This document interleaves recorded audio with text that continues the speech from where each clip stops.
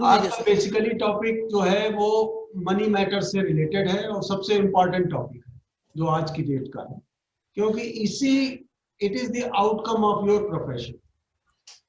Money is nothing but the outcome of your profession, यानी profession का निचोड़ है आपका मनी। तो तभी ये देखिए कि 10th हाउस से 5th पड़ रहा है सेकंड। इसके मतलब ये जो है मनी का जो बेसिकली निचोड़ है वो ये है। प्रोफेशन की से जो इनकम है दैट इज 11th हाउस, और 11th house is the net income.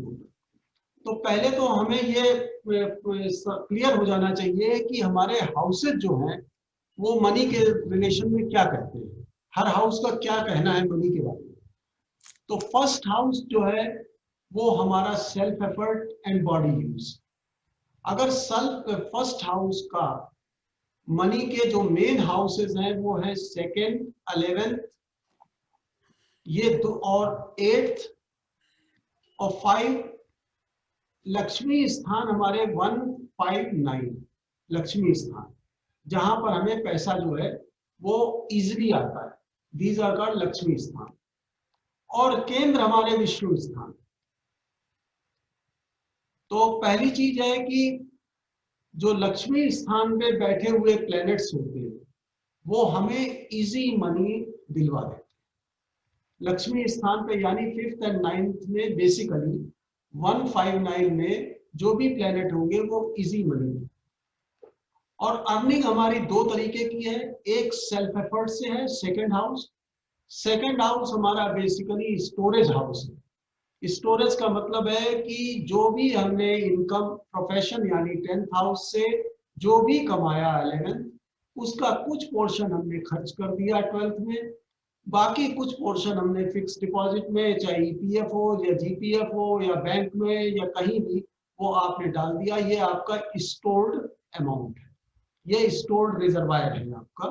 तो सेकंड हाउस हमें ये क्लियर बताता है कि हमारे पास में स्टोर्ड कितना है। सेकंड हाउस हमें स्टोर्ड मनी हमारी बताता है, जो कि हम जब चाहें वो कन्वर्ट करा सकते हैं। पर जो इजी कैश, सिर्फ उतना ही इजी कैश बताता है जो बेसिक नीड्स के लिए जरूरत है, कैश फ्लो। क्योंकि सेकंड हाउस हमारा बेसिक नीड्स का हाउस है, इसलिए कैश फ्लो, जो डेली का कैश फ्लो है, वो सेकंड हाउस आपको बता देता है कि डेली का कैश फ्लो कितना है। तो अब सवाल ये आता है कि साथ ही साथ हम लोग ये भी देखते चले कि सेकंड हाउस अगर स्ट्रॉन्ग है, स्ट्रॉन्ग और वीक की डेफिनेशन हम बहुत क्लियर कर चुके हैं पहले। अगर सेकंड हाउस स्ट्रॉन्ग है, इसके माने स्टोर्ड अमाउंट आपके पास में अच्छी खासी। अगर सेकंड हाउस में प्लैनेट के बारे में बात करें तो प्लैनेट अगर मान लिया कि स्टेबल प्लैनेट से, जो स्लो मूविंग प्लैनेट वो स्टेबल होते हैं, कौन है? सैटर्न है, जुपिटर है और मार्स है। तो सैटर्न और जुपिटर मेनली दो प्लैनेट हैं जो स्टेबल प्लैनेट है। तो सैटर्न अगर है तो आपका रिजर्वायर भरा हुआ है, और इस रिजर्वायर में सैटर्न की वजह से क्या होता है कि सैटर्न में डेप्थ है, तो जमीन के नीचे दबा हुआ है या अपनी तिजोरी में रखे हुए हो, और उसको आसानी से आप निकालते नहीं हो।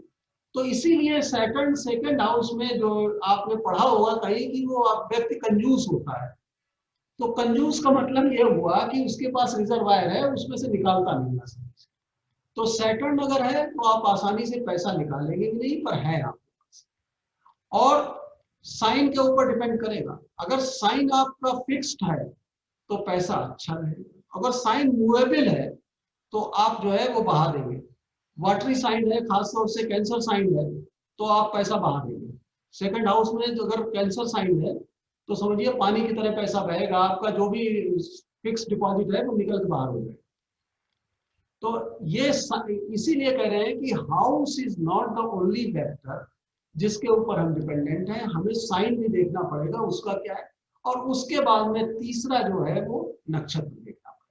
तो हम पहले हाउस के बारे में बात करते हैं, फिर साइन पे आएंगे, फिर प्लेनेट पे, और फिर नक्षत्र, और उसके बाद में फिर कैसे हम निकालें मनी के बारे में कि हर उसको में मनी है या नहीं है, या कब आएगा, कैसे आएगा, वो हम प्रैक्टिकल एग्जाम्पल्स।